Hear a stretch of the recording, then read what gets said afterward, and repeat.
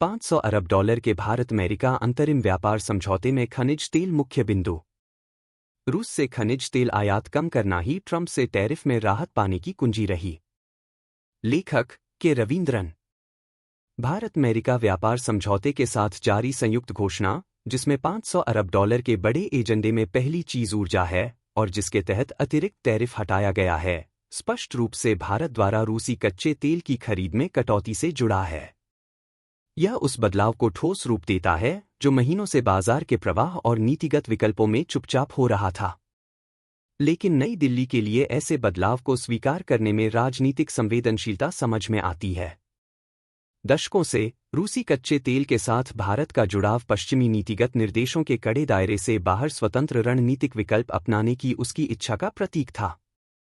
बढ़े हुए भूराजनीतिक तनाव और तेल की ऊंची कीमतों के दौरान रूसी यूराल कच्चा तेल भारतीय रिफाइनरियों के लिए, विशेष रूप से निजी क्षेत्र के खिलाड़ियों के लिए, जो अन्य बेंचमार्क की तुलना में भारी छूट का फायदा उठाते थे, सामर्थ्य का एक आधार बन गया। हालांकि नई दिल्ली ने लगातार अपने ऊर्जा खरीद को गठबंधन की राजनीति के चश्मे से देखने का विरोध किया है, लेकिन वाशिंगटन के लगातार दबाव के बीच ऐसी निर्भरता की छवि और इसके निहितार्थ नीति निर्माताओं पर तेजी से भारी पड़ रहे हैं। भारत अमेरिका संयुक्त बयान एक महत्वपूर्ण मोड़ है। टैरिफ लाभ को रूसी कच्चे तेल के आयात में कमी से जोड़ने की शर्त यह संकेत देती है कि एनर्जी एक तकनीकी व्यापार वस्तु से एक भूराजनीतिक हथियार में बदल गई है। रूस की राजनयिक बयानबाजी आशावादी बनी हुई है और क्रेमलिन के अधिकारी इस बात पर विश्वास जता रहे हैं कि भारतीय दोस्त अपनी स्थिति नहीं बदलेंगे। फिर भी सामने आ रही व्यापार संरचना से पता चलता है कि वाशिंगटन नई दिल्ली के एनर्जी सोर्सिंग विकल्पों को अपनी रणनीतिक प्राथमिकताओं के साथ अधिक निकटता से जोड़ने के लिए आर्थिक प्रलोभनों पर दांव लगा रहा है। इस शर्त के संभावित प्रभाव का आकलन करने के लिए बाजार की गतिशीलता को राजनीतिक संकेतों से सावधानीपूर्वक अलग करने की आवश्यकता है। पहली नज़र में यह धारणा कि भारत को रूसी तेल आयात को अचानक रोकने के लिए मजबूर किया जाएगा कि नई दिल्ली और वैश्विक कच्चे तेल मध्यस्थता रुझान दोनों के लिए निहितार्थ है। लेकिन ऊर्जा बाजार वर्तमान में ध्रुवीकृत होने के बजाय कहीं अधिक तरल है। वैश्विक तेल मूल्य का माहौल मध्यम मांग वृद्धि, आपूर्ति में संरचनात्मक बदलाव और प्रमुख उत्पादकों के बीच एक नाजुक संतुलन अधिनियम के संयोजन से आकार लेता है। ऐसी परिस्थितियों में रूसी बैरल पर भारत की कम निर्भरता उस तरह के झटके पैदा नहीं कर रही है जो दशक की शुरुआत में देखे गए थे। व्यापार की शर्तों से हैरान होने के बजाय भारत के ऊर्जा क्षेत्र ने पहले ही एक रणनीतिक बदलाव कर लिया है। पिछले कुछ महीनों में रिलायंस इंडस्ट्रीज लिमिटेड और अन्य प्राइवेट रिफाइनरों ने रूसी यूराल्स क्रूड का आयात लगभग बंद कर दिया है और इसके बजाय मिडिल एंड WTI और मार्स जैसे अमेरिकी ग्रेड की ओर रुख किया है। यह सिर्फ कोई इत्तेफाक नहीं है और न ही कोई जल्दबाजी में उठाया गया भूराजनीतिक कदम। यह ठोस आर्थिक गणना पर आधारित है। ब्रेंट WTI का विस्तार काफी बढ़ गया, जिसके पीछे चीन में मांग की गत्यात्मकता और वैश्विक इन्वेंट्री रुझान में बड़े बदलाव जैसे कारण थे, जिससे एक आर्बिट्रेज विंडो बनी जिसने एशिया में काम करने वाले रिफाइनरों के लिए कुछ अमेरिकी ग्रेड को ज्यादा किफायती बना दिया। आर्थिक नजरिए से भारत में अमेरिकी क्रूड आयात में बढ़ोतरी समझ में आती है। अमेरिकी ग्रेड से मिलने वाले लागत के अंतर ने रिफाइनरों को ऐसा फीड स्टॉक हासिल करने का मौका दिया जो मौजूदा बाजार विस्तार के संदर्भ में प्रतिस्पर्धी रिफाइनिंग मार्जिन देता था। इन ग्रेड ने लॉजिस्टिक्स के फायदे और मूल्य निर्धारण की शर्तें दीं, जो कम से कम कुछ समय के लिए रूसी क्रूड की रियायती अर्थव्यवस्था से बेहतर थी। यह कि मुख्य रूप से मुनाफे से प्रेरित निजी खिलाड़ियों ने यह रास्ता चुना, यह वैश्विक मूल्य निर्धारण गणित में रूसी यूराल्स की घटती अहमियत को दिखाता है। एशिया में स्विंग सप्लायर के तौर पर रूस की भूमिका पर इसका असर साफ तौर पर देखा गया है।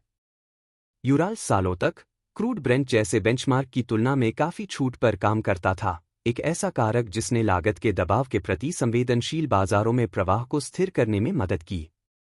हालांकि जैसे जैसे ब्रेंट यूराल्स छूट कम हुआ है, कीमत के प्रति जागरूक रिफाइनरों के लिए यूराल्स को प्राथमिकता देने का प्रोत्साहन भी कम हो गया है। साथ ही भारत में व्यापार करने वाले कार्गो बाजारों में जोखिम का प्रीमियम बढ़ गया है, जो आपूर्ति की विश्वसनीयता, परिवहन मार्गों और व्यापक जोखिम माहौल के बारे में बदलती धारणाओं को दर्शाता है। सामूहिक रूप से इन कारकों ने भारत में बड़े पैमाने पर रूसी कच्चा तेल आयात के कुछ आर्थिक तर्क को खत्म कर दिया है, यहां तक कि औपचारिक नीतिगत शर्तें बनने से पहले ही। इस नजरिए से देखें तो रूस रियायती बैरल को स्थिर करने वाले के रूप में भारत की पिछली भूमिका व्यावहारिक रूप से उल्टी हो गई है।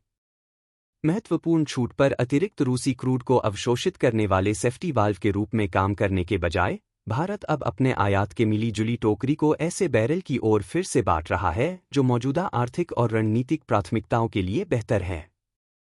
इस बदलाव ने वैश्विक आपूर्तिकर्ताओं के बीच फिर से तालमेल बिठाने को प्रेरित किया है।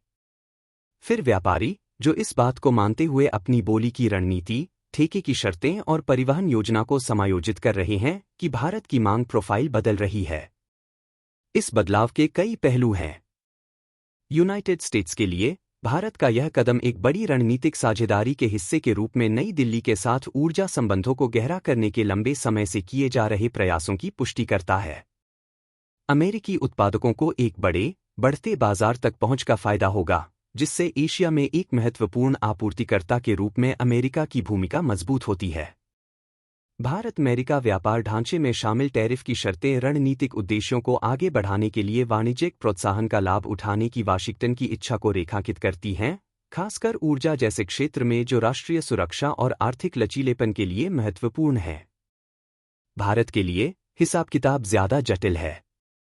नई दिल्ली ने लंबे समय से रणनीतिक स्वायत्तता की नीति अपनाई है, जिसमें रक्षा, व्यापार और ऊर्जा के मामलों पर स्वतंत्र विकल्प चुनने के अधिकार पर जोर दिया गया है। अमेरिकी कच्चे तेल के आयात की ओर यह बदलाव बाजार की वास्तविकताओं और बदलते जोखिम मूल्यांकन दोनों को दर्शाता है। साथ ही ऊर्जा सोर्सिंग विकल्पों से जुड़ी टैरिफ शर्तों को मानने से बड़ी शक्तियों की प्रतिस्पर्धा के सामने भारत की स्वायत्तता की सीमाओं के बारे में सवाल उठते हैं, खासकर जब आर्थिक प्रोत्साहन शामिल हों। रूस ने अपनी ओर से भारत के इस बदलाव के महत्व को कम करने की कोशिश की है, इसे अस्थायी बताया है और लंबे समय से चले आ रहे द्विपक्षीय संबंधों की गहराई पर जोर दिया है। क्या रूस अपनी मूल्य निर्धारण संरचनाओं को फिर से पुनर्निर्धारित कर पाएगा या भारत के लिए पहले से तय मात्रा को अवशोषित करने के लिए वैकल्पिक बाजार ढूंढ पाएगा? यह एक खुला सवाल है जो आने वाले महीनों में वैश्विक कच्चे तेल के प्रवाह को प्रभावित करेगा।